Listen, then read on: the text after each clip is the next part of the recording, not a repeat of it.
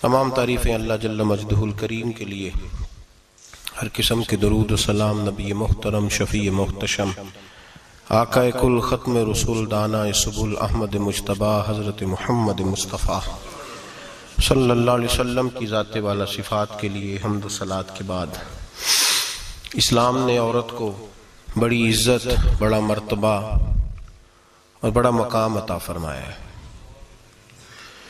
जितनी इज़्ज़त औरत को इस्लाम ने दी है, न उससे पहले कभी औरत ने सुनी थी और न क़यामत तक दोबारा सुनेगी। मेरे नबी करीम सल्लल्लाहु अलैहि वसल्लम की तशरीफ आवरी से पहले बेटी का बाप होना लोग आर का बायस समझते थे, गुनाह और जुर्म समझते थे। मेरे महबूब करीम अलैहिस्सलातु सलाम ने इरशाद फरमाया, जिसकी 4 बेटियां हों या 4 बहनें उसके जिम्मे लग जाएं, वालिद बूढ़ा बीमार हो जाए या इंतकाल कर जाए, 4 बेटियां या 4 बहनें उसके जिम्मेदारी में आ जाएं, वो उन्हें पढ़ाए, अच्छा अदब सिखाए, इज्जत के साथ रुखसत कर दे। महबूब ने फरमाया, जिस तरह मेरी ये 2 उंगलियां जुड़ी हुई हैं, इस तरह मेरे साथ जुड़ के जन्नत में दाखिल हो जाएगा। सहाबी ने अर्ज की, हुजूर अगर बेटियां 4 ना हो 3 हो? फरमाया, अल्लाह फिर भी यही दर्जा अता करेगा। एक सहाबी ने कहा, हुजूर अगर 2 हो? तो मेरे करीब ने फरमाया, भाई अगर 1 भी हो तो अल्लाह फिर भी यही शान अता फरमाए। बेटी को मेरे महबूब ने फरमाया, मैं हुक्म देता हूं बाप को कि जब घर में तोहफा लेके आए, बेटा भी बैठा हो बेटी भी बैठी हो, तो पहले बेटी को दे। मेरा हुक्म है बाप के लिए, बेटा भी हो बेटी भी हो, जब देने लगे तो पहले बेटी को पहले दे, उसको पहले अता करे, उसके साथ प्यार ज्यादा करे, बेटी को इज्जत दी। मेरे हबीब करीम अलैहिस्सलातु वस्सलाम ने इरशाद फरमाया, जब किसी के घर बेटी पैदा होती है तो बाप के ज़हन में थोड़ा ख्याल आता है कि अल्लाह जाने क्या बनेगा।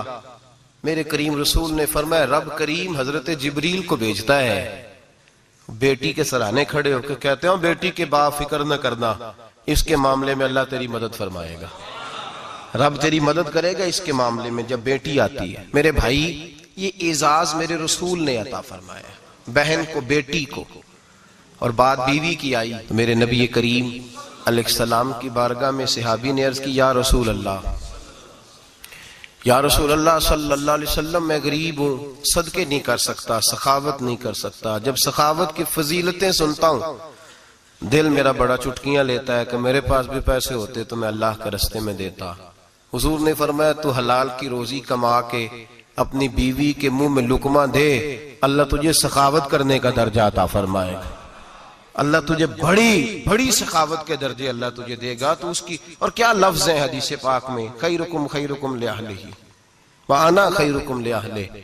फरमाया, हाजी भी अच्छे, नमाजी भी अच्छे, सूफी भी अच्छे, दरवेश भी अच्छे, सारे ही अच्छे, लेकिन मैं सबसे ज्यादा अच्छा उसे समझता हूं जिसका अपनी बीवी के साथ सलूक अच्छा है, जिसका अपनी बीवी के साथ नरम रवैया, जिसका अपनी बीवी। और क्या इरशाद फरमाया, फरमाया, वाना खैरुकुम लिअहलिही, घर जाके पता कर लो, मेरी 9 बीवियां हैं इस वक्त जो मौजूद हैं, फरमाया मेरा उन सब के साथ सलूक अच्छा है, सारी मेरे सलूक से मुतमईन। मेरे भाई, हुजूर ने एजाज दिया बहन को, बेटी को, बीवी को, औरत को, और मां के मामले में तो कमाल कर दी। मेरे करीम ने फरमाया, जन्नत थी 7 आसमानों के ऊपर, सिदरतुल मुंतहा के पास। मेरे महबूब फरमाते हैं, जब रब ने मुझे इख्तियार दिया तो मैंने वो जन्नत वहां से खींची और मां के कदमों के नीचे ला के रख दी। वहां से खींच के गौसु जमा, कुतुबुद्दरा, मुहद्दिस आजम, मुफस्सिर आजम, शेखुल कुल, शेख तरीकत, वलिये वक्त भी अगर जन्नत उसने ढूंढनी होगी तो उसे अपनी मां के कदमों के नीचे से मिलेगी। इतना बड़ा एजाज भी को देगा, इतना बड़ा एजाज भी को देगा जो मेरे रसूल ने अता फरमाया है। मां होती है, वो वलिये वक्त के लिए, गौसे वक्त के लिए भी अगर उसने जन्नत लेनी है तो उसे मां के कदमों के नीचे से मिलेगी। मेरे रसूल पाक अलैहिस्सलाम ने औरत को एजाज दिया, फजीलत दी, अजमत अता फरमाई, और ऐसे नहीं रखा बीबी को। मेरे हबीब पाक ने फरमाया, जब औरत के पेट में बच्चा होता है पैदा होने वाला, तो अल्लाह उसे उतना ही सवाब देता है जितना तलवार लेके मैदान में जिहाद करने वाले मुजाहिद को सवाब अता फरमाता है। और अगर दौरान विलादत औरत इंतकाल कर जाती है, फौत हो जाती है, तो मेरे हबीब ने फरमाया वो ऐसे नहीं गई, वो अपने बच्चे के विलादत के मौके पर गई है तो अल्लाह उसे शहादत का दर्जा अता फरमाएगा। हर मौके पर बीबियां हाजिर खिदमत हुई। नबी पाक ने फरमाया जो आदमी अजान सुने और जिस तरह मुअज्जिन कलिमे कहे उसी तरह के कलिमात दोहराए तो अल्लाह ताला मर्दों को 1,00,000 नेकी का सवाब देगा अजान का जवाब देने पे।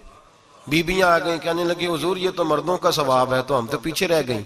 मेरे हबीब ने फरमाया घरों के अंदर रहना, अजान का जवाब देना, मर्दों को 1,00,000 नेकी मिलेगी, तुम्हारे नबी का वादा है तुम्हें 2,00,000 नेकी अता फरमाई जाएंगी, तुम्हें डबल सवाब मिलेगा। शर्त क्या है? घरों के कुरान मजीद सूरह अहज़ाब आयत नंबर 33 अल्लाह फरमाते हैं वकरना फी बुयूतिकुन्ना, ऐ मेरे महबूब की अज़वाज, ये हुजूर की अज़वाज के वसीले से सारी औरतों को पैगाम मिला। कहा ऐ बीबियों अपने घरों के अंदर ठहरी रहो। कहां रहो? घरों के। बीबियों को धोखा दिया जाता है। मेरी माएं बहनें बेटियां बच्चियां समझती नहीं बात को, धोखा दिया जाता है। कहते हैं लो मौलवी दिकियानूस हो गया है, ये सूफी दिकियानूस है, ये कहता है बीबी घर के अंदर कैद होके रहे। पर्दा तो कैद का नाम है, वो घर के अंदर कैद। बीबी सिर्फ मां बन सकती है, वो वजीर मुमलिकत नहीं बन सकती। और सिर्फ देखो ना वो अमेरिका से नारा लग रहा है कि बीबी सिर्फ बीवी बन सकती है, वो वजीर नहीं बन सकती। बीबी सिर्फ बहन बन सकती है, वो सदर नहीं बन सकती। पूरी अमेरिका की तारीख निकाल के मुझे बतलाओ आज तक कितनी बीबियों को सदर बनाया उन्होंने, बतलाओ कितनी बीबियों को सदर। क्या तमाशा है, धोखा दिया औरत को, और औरत उस धोखे में उनकी पता नहीं आई कि नहीं हमारी आ गई है। औरत वजीर नहीं बन सकती। बताओ इस वक्त जो अमेरिका की काबीना है उसमें कितनी औरतें वजीर हैं? इस वक्त जो लंदन की काबीना उसकी टोनी ब्लेयर वजीर आजम गुजरा है बरतानिया का, उसकी बीवी की सगी बहन कलमा पड़ गई। सगी बहन कलमा पड़ गई। उससे बीवियों ने पूछा तू कलमा पढ़ क्यों कलमा पड़ गई है, क्या चीज पसंद आई है तुझे इस्लाम में? तो कहने लगी जो पर्दा मुसलमानों के नबी ने अपनी मानने वाली औरतों को दिया है वो पर्दा बता गया है कि अगर औरत की कोई इज्जत है तो बीबी फातिमा के बताए हुए पर्दे में है। ये हाल मौके पे जिंदा मौजूद है औरत। उसने 2 जिल्दों में किताब लिखी है पर्दे की अहमियत, 2 जिल्दों में। हमारे यहाँ मुसीबत बनी हुई है, औरत उनके चक्कर में आ गई है। वो तो तुम्हें धोखा दे रहे हैं, वो तो तुम्हें तबाह कर रहे हैं। वो बीबी जो घर में बैठी थी तो मैंने कहा कि वक्त का वली गौस कुतुब उसको हुक्म था कि जा जाके माँ के पैरों में बैठ, वहां तुझे जन्नत मिलेगी। वो बेटी जो बाप थका मांदा घर से बाहर आया था और मेहनत की कमाई कमा के लाया था, उसको हुक्म था कि पहला लुकमा बेटी के मुंह में देना, बहन के मुंह में देना। और वो खामा जिसको हुक्म दिया गया था कि तू बाहर से थक के आया है, चूर होके आया है, अगर घर में तेरी बीवी फिर भी कोई रवैया गलत करे तो मदीने के हबीब ने कितना नरमी दी बीवियों के हक में। फरमाया ये औरत टेढ़ी लकड़ी है, इसे अल्लाह ने अकल ही थोड़ी दी होती है, अगर कभी बिगड़ जाए तो तू नरमी का मुजाहरा कर, टेढ़ी के साथ ही गुजारा कर, अल्लाह तुझे अजर अजीम अता फरमाएगा। मेरे हबीब ने किस कदर औरतों को अहमियत दी, कितनी फजीलत दी, कितने उनके बारे में नरमी रखी। और औरत को कहा जाता है तू बाहर निकल, बाहर आ, देख तेरे लिए क्या। कॉलेज में पढ़ता था, इम्तिहानात के दिन थे तो बस में स्टूडेंट घुस जाते हैं। हम 8-10 लड़के बस के अंदर घुस गए तो लड़कियां कहने लगी हमें भी बिठाओ। वो जो कंडक्टर था बस का उसने कहा कि बेटी बहन लड़के आ गए हैं तो तुम इस तरह करो, तुम ना जाओ, तुम पिछली बस में आ जाना। लड़कियां जोर जोर से बोलने लगी, कहने लगी हमारे बराबर के हुकूक हैं, लड़के बिठाए हैं तो हमें भी बिठाओ, हुकूक जो बराबर के हमें भी बिठाओ। अब वो मजबूर हो गया, पीछे हट गया। वो 8-10 लड़कियां भी चढ़ आई, लड़के सीटों में बैठे हुए तो कहने लगे उठो, शर्म नहीं आती, लेडीज को इज्जत दो, जगह दो। तो एक नौजवान बीच में से बोला, कहने लगा तुम्हारे बराबर के हुकूक है, हम खड़े होके जा सकती हैं, तुम नहीं जा सकती। बराबर के हुकूक है तो जबर भी बराबर का बर्दाश्त करो। चुप कर गई। कहने लगे आज के बाद ये ना कहना बराबर के हुकूक है, आज के बाद ये कहना कि औरतों की इज्जत के हुकूक है। बराबर के हुकूक मांगने में इसकी कमजोरी है। इज्जत के हुकूक, बैंक में बीबियां बिल जमा कराने आती हैं तो उन्हें इज्जत का हक मिलता है, इज्जत का। वो क्लर्क साहब जो पता नहीं किस तरह किसी से बोलते हैं वो भी बीबियों का बिल पहले जमा करते हैं। बस के अंदर भी बीबी को इज्जत मिलती है। एक समझदार आदमी, बुजुर्ग आदमी, पढ़ा लिखा आदमी बैठा है बस पे, तो बीबी चढ़ी है तो इज्जत का हक है। उठ गया, कहने लगा अपा जी बहन जी आप यहाँ आ जाए। बीबी इज्जत का हक मांगेगी तो बचेगी, बराबर का हक मांगेगी तो ठीक है, लाइन में लग जाए, जहां सारे खड़े हैं वो भी खड़ी रहे। अगर बस में मर्द खड़ा है तो औरत भी खड़ी रहे। बराबर के हुकूक मांगने में औरत को नुकसान है, बराबर के हुकूक मांगने में औरत के लिए तकलीफ है, औरत के लिए नुकसान है। हाँ, अगर इज्जत का हक मांगेगी तो फिर इसको अल्लाह वकार अता फरमाएगा, फिर अल्लाह इसको बुलंदी अता फरमाएगा। मेरे हबीब करीम सैयद आलम सल्लल्लाहु ताला अलैहि वसल्लम ने औरत को जो हक दिया वो इज्जत वाला हक दिया है। औरत को जो हुजूर ने हुकूक दिए वो वकार वाले। एक बात मुझे बतलाइए, एक बीबी MSc उसने पास कर लिया, MCom कर लिया, MA के बाद MBA कर लिया, बड़ी तालीम हासिल की, वो एयर होस्ट बन गई। यूं समझ लें 1 लाख रुपया महीना उसकी तनख्वाह है। वो घर से निकलती है, वो कहती है मैं जहाज के अंदर एयर होस्ट हूं। वो कहती है मैं तो इतने पैसे कमाती हूँ, मुझे खामन की क्या आदत है। अब 2 औरतें हो गई, एक बीबी घर में रहती है, उसका खामन थका रहा है, उसका बेटा स्कूल से आया है, खामन काम से आया, छोटा बेटा इंतजार कर रहा था कि सारे आएंगे तो खाना खाएंगे। अब वो खामन आया तो उसने आते का मुंह हाथ धोले में खाना चुनती हूँ, दस्तरखान बिछाया, उसने खाना रखा है, उसका बेटा भी खाना खा रहा है, उसका भाई भी खाना खा रहा है, उसका शौहर भी खाना खा रहा है, वो उनको खाना खिला रही है। अब किसी मौके पर उसका बेटा बोलता है, कहता अम्मा फलां चीज भी चाहिए। अम्मा डांट देती, कहती चुप कर, मिल जाएगी। खामन कहता है फलां चीज क्यों नहीं पकी, तो कहती है जनाब क्या बताऊं आपको, गैस ही नहीं है सुबह की। कभी वो कहती है आप चले जाते हैं, आपको ये तो फिक्र ही नहीं होती कि फलां मसाला कोई नहीं था। खामन उसकी बात सुन रहा है। उधर वो एयर होस्ट है, वो भी खाना बांट रही है, अपनी मर्जी का लिबास नहीं पहन सकती। उसको जब ट्रेनिंग दी जाती है तो उसको कहा जाता है कि तूने माज़अल्लाह चुस्त लिबास पहनना है, मेकअप तूने करके रखना है, और कोई बदतमीज तरीन लड़का तेरे साथ बदतमीजी भी करे तो तूने जवाब में बोलना नहीं, जी जी करना है, इसलिए कि हमारी एयरलाइन का नुकसान नहीं होना चाहिए। अब लड़के उसको बुला रहे, फबतियां कस रहे हैं, वो कहती है मैं बड़ी सियानी हूं, लाख रुपया कमाती हूं, मुझे क्या जरूरत है। ईमानदारी से दिल पे हाथ रख के बताना, वो बीबी जो घर में खाना तकसीम करती है उसकी इज्जत ज्यादा है, जहां जो जहाज के अंदर खाना तकसीम कर रही है उसकी इज्जत ज्यादा है। ये अपने दिल से बीबी कह रही है मैं लाख कमाती हूं, ये तो खामद मुझे 10 रुपए देते हुए 100 दफा बातें करता है। तुझे पैसे तो तेरी जेब में उस तरह नहीं आ रहे, लेकिन जो इज्जत तुझे घर में नसीब हो रही है, जो इज्जत तुझे घर में नसीब हो रही है। किसी बुजुर्ग से किसी ने कहा था कि जनाब दुनिया में रोटी खाने का मजा कब आता है, तो उन्होंने कहा रोटी खाने का मजा तब ही आता है जब अम्मा तंदूर पे रोटियां लगा रही होती है। अम्मा तंदूर पे रोटियां लगा रही होती है और बड़े बड़े बादशाह भिखारी बन के खड़े होते हैं, अम्मा एक गरम गरम रोटी देना, वो लुत्फ है, वो जायका है। मेरे भाई, औरत जब तक घर की 4 दीवारी के अंदर रहती है वो महफूज रहती है, वो बावकार रहती है, और जब वो कहती है नहीं नहीं मैं बराबर निकलूंगी, मैं कमाऊंगी, आप देख ले ट्रेनिंग दी जाती है औरतों को होटलों के अंदर। पाकिस्तान में, पंजाब में, हमारे देहाती माहौल में अब होटलों के ऊपर वेटर का काम औरतें करने लगी हैं। औरतें बैठती हैं, काम करती हैं, उनको हुक्म होता है, सुबह ट्रेनिंग होती है कि कोई आदमी जितनी भी बदतमीजी करे तुमने बोलना नहीं। ओ खुदा के बंदो, ओ मेरी माओ बहनों बेटियों, ये तुम्हारी इज्जत नहीं, ये तुम्हें रुसवा किया जा रहा है, ये तुम्हें जलील किया जा रहा है। साबन का इश्तिहार है और तस्वीर बीबी की, शैम्पू का इश्तिहार है, तस्वीर बीबी की, सीमेंट बेचा जा रहा है और तस्वीर बीबी की। तौहीन होती है तुम्हारी सुबह शाम, और तुम इसे अपनी इज्जत समझती हो, तुम इसे अपना वकार समझती हो। इज्जत क्या है? आमिना के लाल, हजरत आयशा के सरदार, सैयदा फातिमा ज़हरा के बाबा, मेरे हबीब करीम सैयद आलम सल्लल्लाहु अलैहि वसल्लम से हजरत फातिमा ने कहा या रसूल अल्लाह, जो बीबी अल्लाह के करीब होना चाहे, जो रब का कुर्ब पाना चाहे, जो अल्लाह की वलिया बनना चाहे, मुझे कोई नुस्खा बता दे, मैं औरतों को बताऊं। तो मेरे हबीब ने फरमाया जो बीबी जितना घर के अंदर रहेगी, जितना घर के अंदर रहेगी, जितना घर के अंदर रहेगी, उतना ही वो अपने रब के करीब होती जाएगी, उतना ही अल्लाह का कुर्ब पाती जाएगी, उतना ही रब करीम की वलिया होती जाएगी, उतना ही अल्लाह तबारक व तआला उसे अपनी कुर्ब की मनाजिल तय फरमाएंगे जितनी वो घर के अंदर रहेगी उतनी अल्लाह के करीब रहेगी, और जितनी सज धज के बाहर निकलेगी, जितनी सबरेगी, उतनी वो अल्लाह से दूर होती जाएगी। जितने कदम उसके घर से दूर निकलेंगे, उतने ही कदम उसके अल्लाह के कुर्ब से दूर होते जाएंगे। उतने ही कदम, माएं तुम्हारी दुआएं कबूल होंगी, मेरी माओ तब कबूल होंगी जब तुम घर में रहोगी।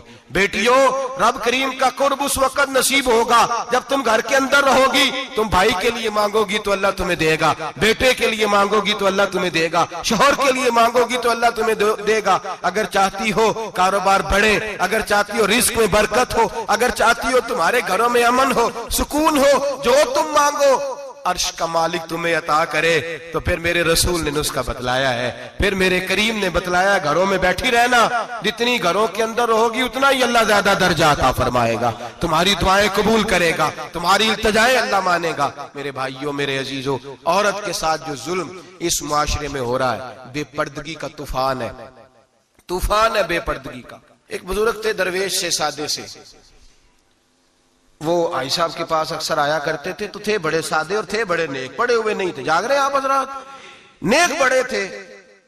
तो एक दिन ना पर्दे पे बहस हो रही थी, बैठे थे कुछ लोग, तो बात कर रहे थे, कह रहे थे कि जनाब औरत को निकाब पहनना चाहिए, बुर्का ओढ़ना चाहिए, कुछ कह रहे थे टोपी वाला बुर्का अच्छा है, कुछ कह रहे थे फलां ज्यादा अच्छा है। बातें हो रही थी, कोई आयत पढ़ रहा था, कोई हदीस पढ़ रहा था। उलमा बाबा जी सादे से बीच में बैठे थे।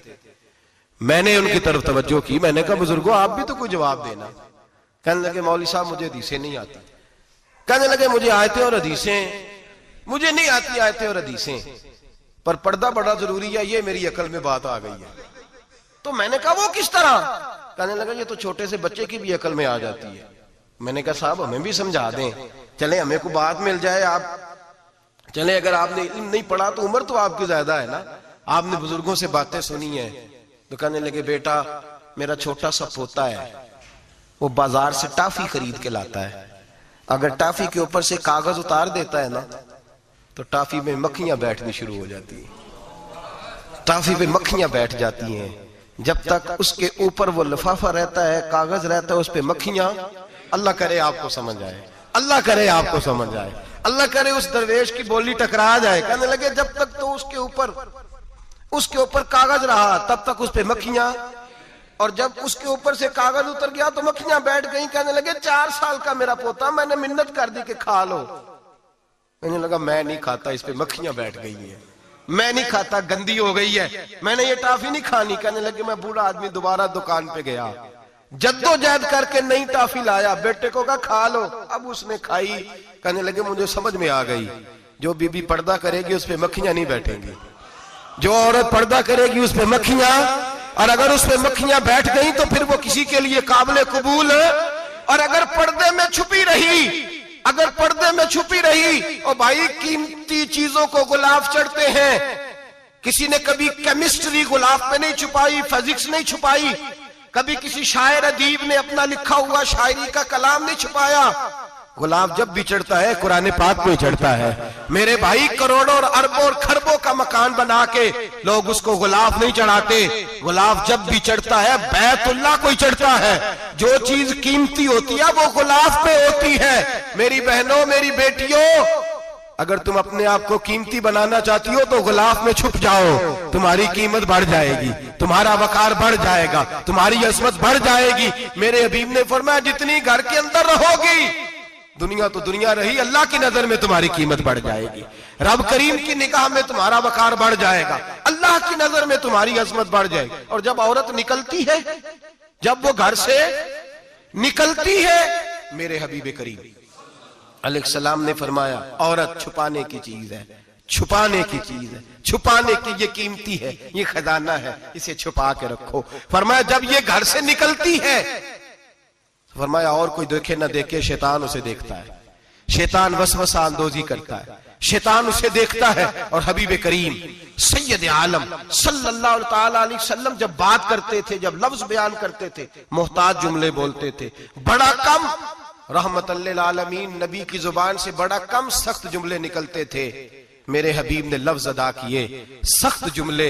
मेरे करीम ने फरमाया जो औरत, ये जो माए बहनें सुन रही हैं, खुदारा आगे पहुंचाएं, आप भी घर में जाएं तो ये वाला आवाज अपने घर में पहुंचाएं, सुनाएं, खुदारा सुनाएं, खुदारा रोज एक कयामत टूटती है। और मेरे भाई, लाखों इज्जतदार लोग अपने तकिए पे मुंह रख रख के रोते हैं, इसलिए कि वो बच्ची जिसके बारे में कहते थे हमें एतबार है, एतबार का लफ्ज बोल के बाप जो जुल्म करता है अपनी बेटी पे, भाई एतबार का लफ्ज बोल के जुल्म करता है बहन पे, एतबार का जुमला बोल के ज्यादती करते हैं हम अपनी जानों पर। हजरत जुनैद बगदादी, सूफिया के सरखील सूफिया के, उनसे एक शख्स कहने लगा मुझे बेटी पे एतबार है, मैं उसको फलां जगह दाखिल ना करा दूं, पढ़ ले। आप फरमाने लगे तुझे एतबार है तो क्या अल्लाह के रसूल को एतबार नहीं था? ये तूने कैसा लफ्ज बोला? तुझे एतबार है, नबी पाक को नहीं था? मेरे महबूब के पास हजरत आयशा सिद्दीका बैठी थी, और वो बीबी जिसको कुरान कहता लस्तुन्ना कहदम मिनन निसा, तुम्हारे जैसी दूसरी कोई हो सकती नहीं। मेरे महबूब के पास हजरत अफसा बैठी थी, जनाबे सौदा बैठी थी, इससे बढ़कर भी किसी को एतबार होगा जिनको कुरान कह दें जैसी दूसरी हो ही नहीं सकती। हजरत अब्दुल्ला बिन मक्तूम नाबीना से अभी आए, ओ भाई नाबीना, दिल की आंखें खोल के सुनो, नाबीना से अभी, नाबीना आंखों से नजर नहीं आता, हुजूर की बारगाह में आए, मुझे एतबार है बेटी पे, मुझे एतबार है, संदल की बनी हुई बेटी है, हूर है तेरी बेटी, उसके करीब गुनाह नहीं जाता, ये तू ज्यादती कर रहा है अपनी बेटी पे, ये जुमला बोल के तू जुल्म कर रहा है, तू जालिम और फाजर हो गया जब तूने ये कहा कि मुझे एतबार है।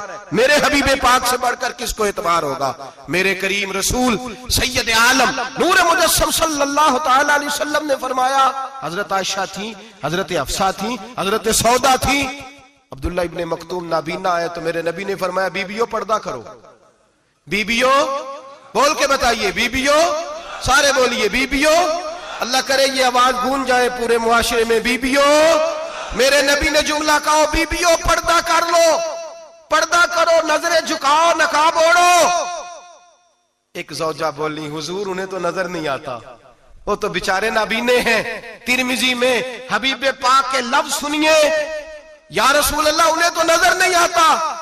मेरे रसूल ने फरमाया तुम्हें तो नजर आता है ना, तुम तो अंधी नहीं ना, वो एक मर्द आया है, वो एक सहाबी आया है, तुम्हें तो नजर आता है, तुम्हारी आंखें तो है, उसे फितना आए ना आए तुम्हें नजर आता है, खबरदार पर्दा करो, आंखें झुकाओ, चेहरों पे नकाब डालो। हजरत जुनैद बगदादी फरमाने लगे अगर मेरे रसूल पाक अपनी अज़वाज को कहते हैं पर्दा करो और तू कहता है मुझे एतबार है, अगर नबी पाक अपनी बेटी हजरत फातिमा को कहते हैं पर्दा कर, तू कहता है मुझे एतबार है। जनाब जुनैद बगदादी मजीद बोले, आप फरमाने लगे अगर हसन बसरी पढ़ाने वाला हो, राबिया बसरी पढ़ने वाली हो और बीच में कुरान पाक पढ़ा हुआ हो, पढ़ाने वाला हसन बसरी, पढ़ाने वाले हसन बसरी जिन्होंने मौला अली शेर खुदा की सोबत पाई, जिन्होंने उम्मुल मोमिनीन हजरत उम्मे सलमा के घर में परवरिश पाई, फरमाया पढ़ाने वाला हसन बसरी, पढ़ने वाली राबिया बसरी, वो बीबी जो दुआ मांगे तो अल्लाह मुर्दा ऊंट को जिंदा फरमा दे। फरमाया पढ़ाने वाला हसन बसरी हो, पढ़ने वाले राबिया बसरी हो, और जो पढ़ा जाए वो कुरान हो। फरमाया कसम अल्लाह की इज्जत की, मैं फिर भी उन्हें पढ़ने पढ़ाने की इजाजत नहीं देता, मैं फिर भी उन्हें तन्हाई में बैठने की इजाजत नहीं देता, मैं फिर भी उन्हें अकेले रहने की इजाजत नहीं देता, इसलिए कि ये हसन बसरी हैं और मना करने वाले इमामुल अंबिया हैं, इसलिए कि ये राबिया बसरी हैं और मना करने वाले सैयदुर रुसल हैं, खबरदार फिर भी इजाजत नहीं। मेरे नबी करीम अलैहिस्सलाम बोले, हुजूर की बारगाह में सहाबा ने अर्ज किया कि या रसूल अल्लाह सल्लल्लाहु अलैहि वसल्लम, अगर कोई नेक आदमी किसी नेक औरत के साथ बेपर्दा हो, नेक आदमी, वो पीर गुनाहगार नहीं जिसके पास बीबियां जाती हैं, वो गुनाहगार नहीं, वो तो मुजरम है, वो खाली गुनाहगार नहीं, वो तो पापी है, वो खाली गुनाहगार नहीं, वो तो दीन का डाकू है, डाकू, वो तो फासिक है, वो तो दीन की हदें तोड़ने वाला है, वो तो उसको तो घसीटा जाएगा कयामत के दिन, जो औरतों से बेपर्दा मिलता तो घसीटा जाएगा। लेकिन सवाल ये है वो खामद किधर होता है जिसकी बीवी पीर के पास अकेली जाती है? सवाल ये है वो भाई किधर होता है जिसकी बहन पीर के पास अकेली जाती है? सवाल ये है बेटा किधर होता है जिसकी अम्मा अकेली जाती है? मेरे नबी रहमत नूर मुजस्सम शफी मुअज्जम सरवर कौन मका सयाह लामका सल्लल्लाहु अलैहि वसल्लम की खिदमत आली मर्तबत में सहाबी ने पूछा कि या रसूल अल्लाह, अगर नेक हो बंदा, बीबी भी नेक हो, तो एक में बैठ सकते हैं? आला हज़रत ने फरमाया अगर औरत दीन सीखने चाहे, पीर के पास जाए, तो अपने खामद के साथ जाए, अपने भाई के साथ जाए, फिर भी पर्दे में बैठे, दूर बैठे, आवाज के साथ बात को समझे, लेकिन उसको तनाई करने की इजाजत किसी को भी इजाजत है, वो चाहे जो मर्जी भी हो, कोई भी हो, कोई भी हो। बड़ी खुली बात कर रहा हूं। मेरे हबीब पाक से पूछा, हुजूर अगर मर्द औरत ने एक हो फिर भी तन्हा नहीं बैठ सकते? मेरे महबूब ने फरमाया, अगर जकरिया के बेटे याहया हो और ईसा की वालदा मरियम हो तो फिर भी मैं उन्हें तन्हा रहने की इजाजत नहीं देता, फिर भी उन्हें तन्हा रहने की मैं इजाजत नहीं देता, फिर भी इजाजत नहीं है। जब मेरे रसूल पाक सल्लल्लाहु अलैहि वसल्लम ने इतनी पाबंदी लगा दी, जब बात हजरत हसन बसरी और राबिया बसरी की आ गई, जब बात जनाबे मरियम सलामुल्लाह अलैहा और जनाबे सैयदना जकरिया अलैहिस्सलाम की आ गई, जब यहां तक बात पहुंच गई तो फिर तू मॉडर्न है, फिर तू ज्यादा एतबार वाला है कि तेरी बेटी यूनिवर्सिटी ड्राइवर के साथ जाती है, फिर तूने कहां से वो उसके अंदर नूर भर दिया है कि तेरी बेटी अकेली घूमती है, फिर कहां तूने ये बात समझ लिया है कि तेरी बच्ची जहां मर्जी तन्हा रहती है, फिर तू कहां से वो कुव्वत लाया? ये तालीम है।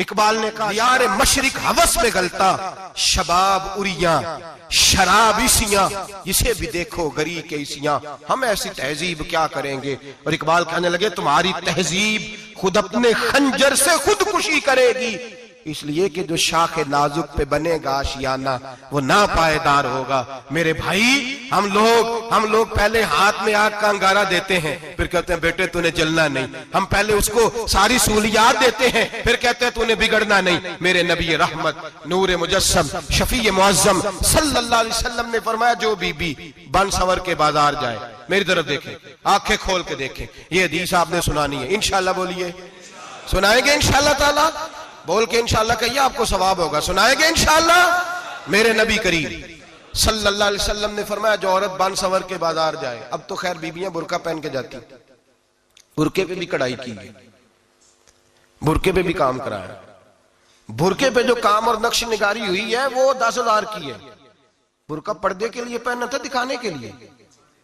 ये कैसा बुरका है कि उसने बुरका भी पहना हुआ है और बुरका भी उसने फैशन वाला पहन लिया है? ये किस तरह का? इस तो पर्दे को पर्दे की जरूरत पड़ गई। ये कैसा पर्दा है कि जो पर्दे को पर्दे की जरूरत है? बुरका तो इसलिए होता है कि मुझे देखे कोई ना, और इसने तो पहना ही इसलिए कि जरा लोग देखें तो सही, मैंने कितना कीमती पहना। इस हिजाब को हिजाब की जरूरत पड़ गई। मेरे हबीब पाक अलैहिस्सलाम ने फरमाया, बिला जरूरत औरत को इजाजत है, बीमार हो तो डॉक्टर के पास जाए, औरत को इजाजत है, जरूरत पड़ जाए, घर में सौदा सलफ ना आता हो तो लेने चली जाए, औरत को इजाजत है। अगर गवाही की जरूरत पड़ जाए तो पर्दा करके काजी अदालत के पास गवाही देने जाए, औरत को इजाजत है हज पे जाए, औरत को इजाजत है उम्रे पे जाए, औरत को इजाजत है कि अगर किसी वक्त जिहाद के लिए औरतों की जरूरत पड़ गई तो हजरत फातिमा और जनाब आयशा की सुन्नत अदा करे, जिहाद को जाए। लेकिन अगर औरत मौज करने जाए और रोज कहे वो देखे ना फलां पार्क में थे, आप तो कभी गए ही नहीं, फलां जगह थे, आपके पास तो फुर्सत ही नहीं, फलां मेरी सरगोदे वाली बहन का खामन तो रोज लेके जाता है, आपने तो कभी तवज्जो नहीं फरमाई। रोज पैगाम देती रहे। मेरे हबीब करीम सैयद आलम सल्लल्लाहु अलैहि वसल्लम ने फरमाया, जो बीबी बन सवर के बिला जरूरत बाजार जाए, नबी पाक अलैहिस्सलाम ने फरमाया, एक कदम वो उठाएगी तो उस पर अल्लाह की लानत बरसेगी, फरिश्तों की लानत बरसेगी, जमीन वाले लानत बरसाएंगे, आसमान वाले लानत बरसाएंगे। और मेरे हबीब बोले तो फरमाया, जब अल्लाह की लानत बरसेगी तो मैं भी उस बीबी पे लानत ही करूंगा जो बीबी बन सवर के जाए। और आगे सुन ले, मेरे हबीब ने फरमाया, अगर उसका खामद राजी हो, उसके बन सवर के बाजार जाने पे आप नाराज हो जाएं, अल्लाह करे इस बात पे हो ही जाए, और अल्लाह करे बदल जाए निजाम, जो खामद खुद मेकअप करा के तैयार करा के पार्टी में लेकर के जाए, जो सामने वाली फ्रंट सीट पे खुद बगैर नकाब के उसको बिठाए, जो मोटरसाइकिल की पुश्त पे खुद तैयार करा के बिठाए, और जो खुद कहे तू चली जाना, जा तू शादी भी तू देखा, फला काम भी तू करा, मैं आजाद हूं। मेरे हबीब ने फरमाया, जिसकी बीवी बन सवर के जाए, जिसकी बीवी मेकअप करके जाए, चेलम पे भी ब्यूटी पार्लर से होके जाती है, जिसकी बीवी बन सवर के निकले वो राजी हो, वो खुश हो, बाद ऐसे मना करते हैं, नाराज होते हैं, वो गुनाह सिर्फ औरत के जिम्मे है। लेकिन अगर औरत बन सवर के निकल रही है और खामद राजी है, वो कहता है हाँ हाँ हम मॉडर्न है, हम जदीद दौर के हैं, हाँ जिद्दत इसी का नाम है। हाँ, तो लोगों को पता कैसे चलेगा हमारे पास पैसे हैं? कैसे पता चलेगा कि 3 गाड़ियां अब्बा जी के पास है, एक बेटी के पास है, एक बीवी के पास है? कैसे पता चलेगा कि हम बहुत ताल्लुकात वाले हैं? अब्बा जी फुला शादी पे, बेटी फुला घर में और बीवी फुला घर चली गई, हमारे ताल्लुकात ज्यादा है इसलिए हमें ज्यादा जाना पड़ता है। मेरे हबीब करीम अलैहिस्सलाम ने फरमाया औरत बन सवर के जाए, खामद राजी हो, वो जितने कदम उठाएगी उतने ही अपने खामद के लिए जहन्नम में मकान तामीर करेगी। फरमाया उसके खामद के लिए उतने मकान दोज़ख में तैयार हो गए, वो जलाया जाएगा, वो तपाया जाएगा, वो जहन्नम की आग का ईंधन बनेगा। और मैंने शायद आपको दर्जनों बार हदीस सुनाई हो, मेरे करीम रसूल ने फरमाया बीबी एक होगी पर 4 आदमियों को जहन्नम में लेके जाएगी। या रसूलल्लाह किसको? फरमाया बाप ने पर्दे का नहीं कहा तो बाप भी दोज़ख में जाएगा, अगर भाई ने पर्दे का नहीं कहा तो वो भी दोज़ख में जाएगा, शौहर ने पर्दा नहीं कराया तो वो भी जहन्नम में जाएगा। वो बेटा जो कहता था ना ना 1.25 लाख का मोबाइल लेना है, तो अम्मा ने घर के अंदर शोर डाल दिया, मजबूर किया, खामन को लेकर के दिया। उस बेटे से पूछा जाएगा तू सारी जिद्दें अम्मा से मनवाता था, ये तूने क्यों नहीं कहा पर्दा कर ले? और अब तो बीबी जरा 40 साल की होती है तो कहती है मेरी खैर है, मैं बूढ़ी हो गई हूँ, मेरी खैर है, रोटियां सारी खाती हूँ, बाकी सारे कामों में जवानों की तरह हूं, पर्दा नहीं मैंने करना, मेरी खैर है। फलाना तो मेरे बेटे की तरह। जुल्म की हद है, जुल्म की हद। कजन एक दूसरे से हाथ मिलाते, कजन, वो किस मुसीबत का नाम है? कहते ये भाई है, ओ भाई ये भाई होता तो इससे निकाह नाजायज होता। अब चूंकि अल्लाह ने इसके साथ निकाह को हराम रखा है तो ये तुम्हारा भाई हो सकता? मेरे रसूल करीम सल्लल्लाहु अलैहि वसल्लम ने फरमाया सुवर निजसुलैन है, कुत्ता बिल्कुल नापाक नहीं होता, कुत्ता भीग जाए तो बादों का नापाक होता है, ये कुत्ते के मुंह से थूक निकले तो नापाक होती है। सुवर निजसुलैन है, पूरा नापाक, खुश्क भी हो तो नापाक है। मेरे हबीब पाक अलैहिस्सलातु सलाम ने फरमाया एक सुवर हो वो पहले ही नापाक, और दूसरा फिर वो सुवर गंद में लिपटा हुआ हो, गलाजत उस सुवर को लगी हुई हो। फरमाया एक तो सुवर जो निजसुलैन है और फिर वो गंद में लिपट जाए, गलाजत में भर जाए, उसके पूरे वजूद को गंदगी लग जाए। फरमाया वो सुवर गंदगी और गलाजत में लिपटा हुआ तेरे जिस्म से लग जाए तो इतना बुरा नहीं जितना गैर महरम औरत का वजूद तेरे वजूद से लग जाए तो बुरा है। किस कदर तफसील दी, कहां से बात शुरू की और कहां मेरे नबी ने सिखाई।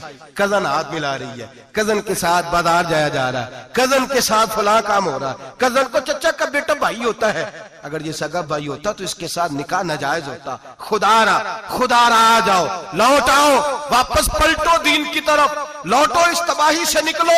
ये जो आग है, ये जो बेसुकूनी है, ये जो तमाशा है, ये लाखों कमाने के बावजूद जो बेबरकती है, ये बड़ी बड़ी फौजों के बावजूद जो रोज मैयतें उठती हैं, ये जो रोज जनाजे पड़े जाते हैं, ये जो रोज बेटियां बेवा होती हैं, ये जो रोज माओ के सुहाग लुटते हैं, ये हमारी नाफरमानियां हैं। हम दीन के मामले में हम लोगों ने नरमी शुरू कर दी है, हम अल्लाह और उसके रसूल से बगावत करने लगे हैं। मेरे हबीब करीम सैयद आलम नूर मुजस्सम शफी मुअज्जम सल्लल्लाहु अलैहि वसल्लम ने फरमाया जिना सिर्फ शर्मगाह का नहीं होता, हुजूर ने फरमाया आंखें भी जानी होती हैं, कान भी जानी होते हैं, जुबान भी जानी होती है। बुखारी मुस्लिम दोनों में मौजूद है। सहाबा ने अर्ज की हुजूर जुबान कैसे जानी होती है?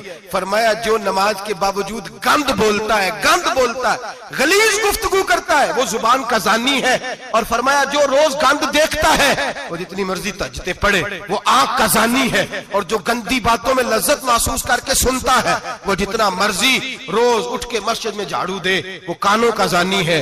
मेरे नबी ने फरमाया आंख का जिना भी छोड़ दो, कान का जिना भी, बोलिए कान का जिना भी, जुबान का जिना भी।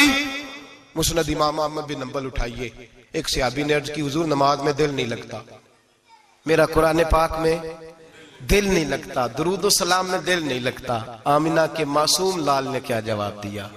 हुजूर ने फरमाया जा अपनी नजर जाके पाक कर ले, अल्लाह के नबी का वादा है तेरा सजदे में दिल लगने लग जाएगा।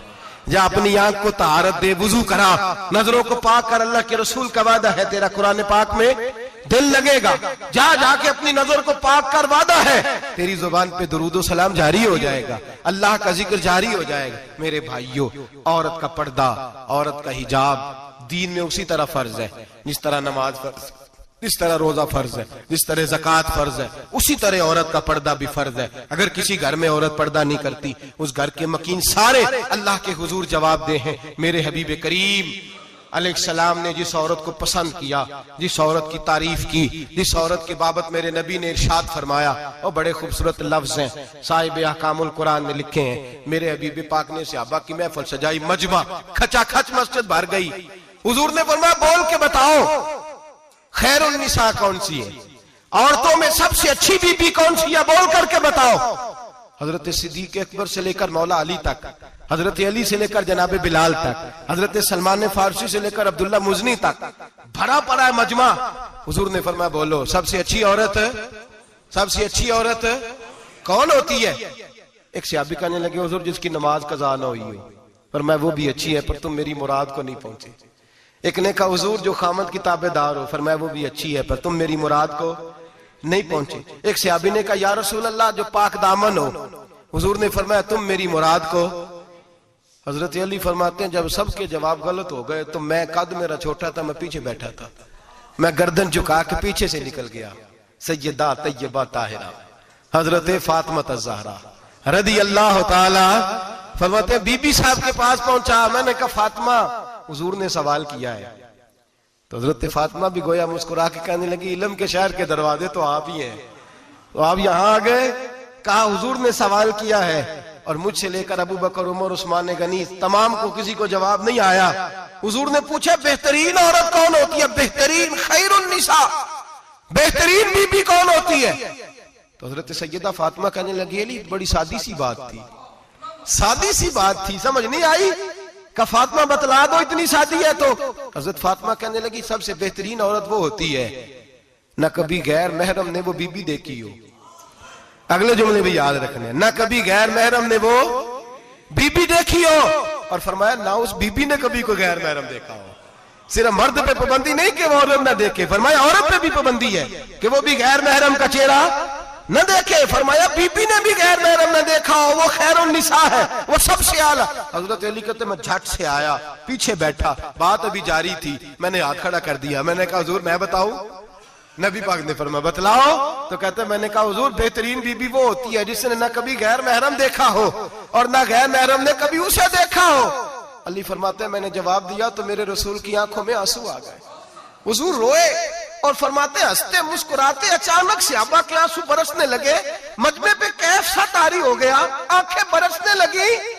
हम लोग हुजूर के रोने पर सख्ते में आ गए। नजर उठाई तो जवाब तो मैंने दिया था, तारीफ मेरी होनी चाहिए थी, शाबाश मुझे मिलनी चाहिए थी। मेरे हबीब ने रो के आंसू पूछ के फरमाया मैं तुम्हें कहता नहीं अल फातिमा तो बिदा तो मिन्नी, फातिमा वाकई मेरे जिगर का टुकड़ा है, फातिमा मेरे वजूद का हिस्सा है, मैं तुम्हें कहता नहीं रहता। कहा फातिमा मेरे जिगर का टुकड़ा है। हजरत अली फरमाते हैं सहाबा मेरी तरफ देखने लगे और कहने लगे अली जवाब तू दे, शाबाश बीबी साहबा को मिले। तो कहते हैं मैंने कहा हुजूर रोए हैं तो आंसू मेरे भी छलक ही पड़े हैं।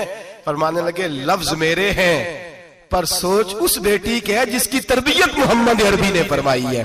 फरमाया जुमले मेरे हैं, नाकिल मैं हूं, बात मैं बयान कर रहा हूं, लेकिन पीछे सोच उस नूर वाली बेटी की है जिसको अपने घर के अंदर रह के आंगन में रख के रसूल पाक ने परवरिश फरमाई। हजरत फातिमा फरमाती है हजरत अली मेरे पास दौड़े आए और कहने लगे फातिमा चल मस्जिद, पता नहीं हुजूर को क्या हो गया है। हुजूर रो रो के बेहाल हो गए और हुजूर हुजरे में रो रहे और हिचकियों की आवाज मस्जिद में आ रही है। चल जरा चल के हुजूर की बात देख क्या हुआ है, हमारी तो ताकत नहीं अंदर जाने की। सैयदा तैयबा ताहिरा हजरत फातिमा झट से पर्दा ओढ़ा, हाजिर खिदमत हुई, अंदर गई। कहती हुजूर के कंधे पे हाथ रखा तो महबूब बेटी के हाथ की ठंडक महसूस की, सर सजदे से उठाया। फरमाया फातिमा आ गई हो? हुजूर आई। फरमाया चल बेटी तू भी हाथ उठा और मेरी उम्मत की बेटियों के लिए दुआ मांग। चल तू भी हाथ उठा, मेरी उम्मत की बहनों माओं के लिए दुआ मांग। महबूबा क्या हुआ? मेरे हबीब ने फरमाया रात मुझे दिखाया गया है दोज़ख में कुछ बीबियां हैं, उनके बाल फरिश्तों ने बांधे हुए हैं और उन्हें गुर्ज मार रहे हैं। वो चीखती चिल्लाती हैं और मदद के लिए पुकारती हैं, वो बड़ी तकलीफ में हैं। तो बीबी साहब अर्ज करते हैं, या रसूल अल्लाह उनकी गलती क्या है? तो मेरे नबी ने फरमाया, वो बारीक दुपट्टा ओढ़ती थी, वो बारीक दुपट्टा ओढ़ती थी, उनके बाल चमकते थे, गैर महरमों की नजर पड़ती थी, उन्हें दोज़ख में सजा मिलेगी, वो चिल्लाएंगी, चीखेंगी, उनकी मदद को कोई नहीं पहुंचेगा। चल तू हाथ उठा, दुआ मांग। हजरत फातिमा उम्मत को पैगाम देती हैं, पर्दा ओढ़ लो, हिजाब में आ जाओ, अपने आप को रसूलुल्लाह की बारगाह में झुका दो। मेरे भाई, आज दिन ब दिन जैसे जैसे लोग कहते हैं डिग्रियां बढ़ गई, लेकिन उसके साथ साथ बीबियों का हिजाब उतर गया, सड़कें भी भर गईं। मेरे भाई, हर महकमे में औरतें बैठ गईं, हर जगह बीबियां आ गईं, बैंक में औरतें आ गईं, प्लाजो में औरतें आ गईं, दफातर में औरतें आ गईं, जगह जगह गुनाह के अड्डे कायम हो गए। हबीब करीम सैयद आलम नूर मुजस्सम शफी मुअज़्ज़म सल्लल्लाहु तआला अलैहि वसल्लम ने फरमाया, जब बीबी घर से निकलती है, शैतान उसे ताड़ता है, वसवसा अंदोजी करता है। औरत नाजुक होती है, अकल की आदी होती है, उसको लोग वसवसे में डाल लेते हैं। पाकिस्तान का तजदिया निगार कहता है, अगर 100% पसंद की शादियां होती हैं, उनमें 40% लड़के अपने घर वालों को मजबूर करते हैं, 60% लड़कियां मजबूर करती हैं। 60% उनके अंदर ऐसी शैतानियत भरी जाती है, कमजोर अकल होती है, उसे ऐसे बागात दिखाए जाते हैं, उलझ जाती है। और जिस तेजी से ये जाली निकाह होते हैं, उस तेजी से तलाक होती है। वो बेटी जो काली चुंगल में फंस के, जिद्दत के चुंगल में अपनी मर्जी करते हुए मैदान में निकली थी, सारी जिंदगी का धब्बा लगा के घर बैठ गई। लड़का तलाक दे के भी पाक का पाक ही रहता है, और बेटी की मंगनी भी टूट जाए तो लोग कहते हैं कोई ना कोई बात तो होगी। ऐसे थोड़ी हो जाता है। बेटियों, तुम्हें रुसवा किया जा रहा है, बहनों तुम्हारी इज्जत से खिलवाड़ हो रहा है, तुम्हें बाजार की जीनत बना के तुम्हारे असल मकाम से तुम्हें गिराया जा रहा है। तुम समझ रहे हो हम जदीद हो गई, लेकिन तुम्हारा नुकसान हो रहा है, तुम्हें रुसवा किया जा रहा है। आओ दरे रिसालत माप पे, आओ मेरे नबी पाक के दरवाजे पे। मेरे हबीब ने फरमाया, जिस बीबी में 4 खूबियां हो, कितनी हो जी? ये आपने दुआ करनी, अल्लाह करे मेरी बेटी में 4 खूबियां आ जाए, अल्लाह करे मेरी बहन में 4 खूबियां आ जाए, अल्लाह करे हमारी घर की मस्तूरात में, ऊंचा आमीन कहिए, सब में 4 खूबियां, अल्लाह करे भर जाए 4 खूबियां। मेरे हबीब ने फरमाया, जो बीबी जरूरियात दीन का इल्म जानती हो, दूसरी खूबी उस बीबी के अंदर ये हो कि वो बीबी अपने खामन को राजी करने वाली हो। तीसरा फरमाया, उस बीबी में खूबी ये हो कि अल्लाह के मुहर्रमात का ख्याल रखती हो, हराम में ना पड़ती हो। चौथा फरमाया, पर्दे की पाबंद हो। फरमाया, जैसे ही वो मरती है, अर्श का मालिक उससे हिसाब ही नहीं लेता, उसे बगैर हिसाब किताब ही जन्नत अता फरमा देता है। जो पर्दे की पाबंद हो, खामद राजी हो, मुहर्रमात से बचती हो, फरमाया वो बीबी अल्लाह तबारक व तआला उससे कोई हिसाब किताब, बगैर हिसाब के अल्लाह उसको जन्नत में दाखिल कर देंगे। रब हिसाब नहीं पूछेगा। अल्लाह करे मेरी बेटी भी बगैर हिसाब जन्नत जाए, माए बहन बीवियां बगैर हिसाब जन्नत में जाए। अल्लाह करे हम सब के घरों में जितनी औरतें हैं उनसे कोई हिसाब ना लिया जाए, बगैर हिसाब भी जन्नत में जाए। फिर उन्हें पर्दे का पाबंद करो, फिर उन्हें शौहर की ताजीम सिखाओ, फिर उन्हें हराम से बचना सिखाओ, फिर उन्हें रसूलुल्लाह सल्लल्लाहु अलैहि वसल्लम की बेटी का उस्वा नूर सिखाओ, फिर उन्हें हजरत आयशा की सीरत पढ़ाओ, फिर हजरत खदीजतुल कुबरा का तरीका बतलाओ, फिर उन्हें रसूलुल्लाह की कनीज़ाएं बनाओ। अल्लाह करे हम यहाँ से जुमा पढ़ के जाएं तो हमारे हाथ में एक बुरका भी हो, हमारे हाथ के अंदर जो है वो एक बड़ी चादर भी हो। अम्मा को कहे अम्मा ये चादर रख, इससे नकाब ओढ़ के निकलना। अल्लाह करे चौधरी साहब सरपंच साहब की पंचायत में कोई ऐसा मुकदमा भी आए जो आके कहे मैं बीवी नहीं रख सकता, ये पर्दा नहीं करती, ये कहीं मुझे भी अजाब में मुब्तला ना करे। अल्लाह करे शौहर इस तरह का गैरतमंद बने, वो कहे खबरदार खबरदार, अगर तू दरवाजे से निकली। आला हजरत इमाम अहले सुन्नत मुजद्दिदीन व मिल्लत मेरे आला हजरत से किसी ने पूछा था, हजरत जी बीबी नात पढ़ सकती है? फतावा रज़विया की 14वीं जिल्द, बीबी मिलाद पढ़ सकती है? मिलाद? आला हजरत ने फरमाया अगर बीबी मिलाद पढ़ रही हो, नात पढ़ रही हो और उसकी आवाज गैर महरम के कानों तक जा रही हो, फरमाया उसे सवाब नहीं होगा, उसे हराम काम करने का गुनाह दिया जाएगा। बीबी को मना है, वो नात की आवाज भी औरत का ही नहीं पड़ता, दीन में तो औरत की आवाज का भी पर्दा है।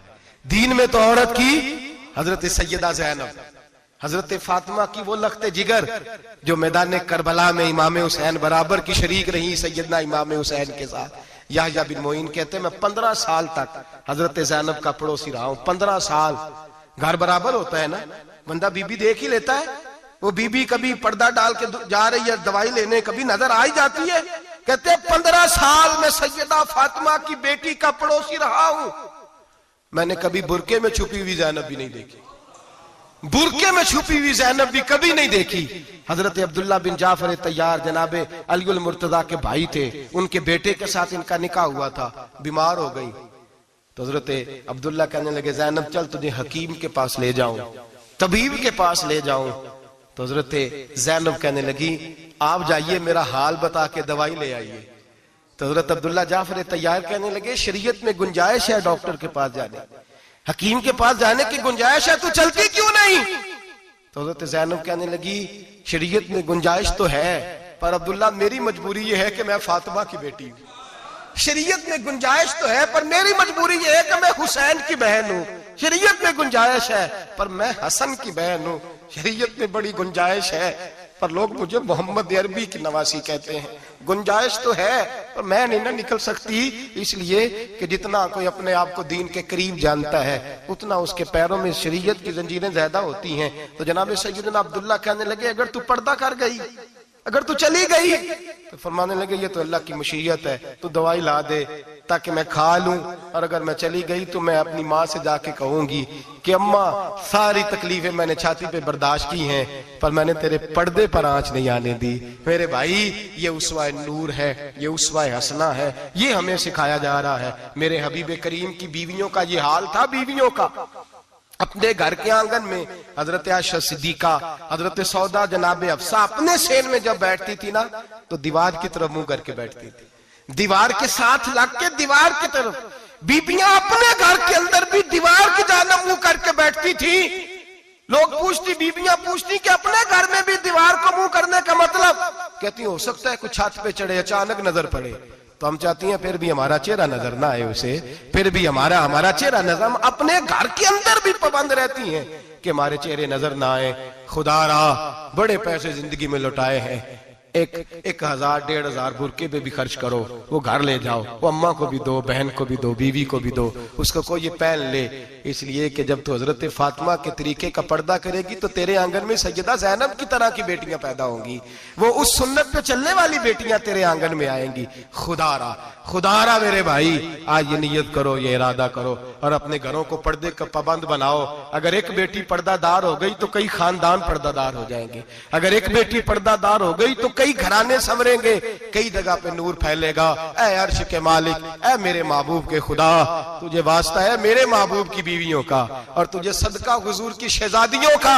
ऐ अल्लाह इतना करम बरसा, इतनी रहमत बरसा कि मेरे वतन की बेटियां और मेरे वतन की माएं बहनें बच्चियां ये समझ जाए कि हमारी निजात सिर्फ हजरत फातिमा के बुरके में है, हजरत आयशा के पर्दे में है, सैयदा खदीजतुल कुबरा के हिजाब में है। अल्लाह करे ये समझ जाए और ये जब भी सजदा करें तुझसे हयाई मांगे, ये तुझसे जब भी सजदा करें ये तुझसे अपने लिए चादर ततहीर और पर्दा तनवीर मांगे।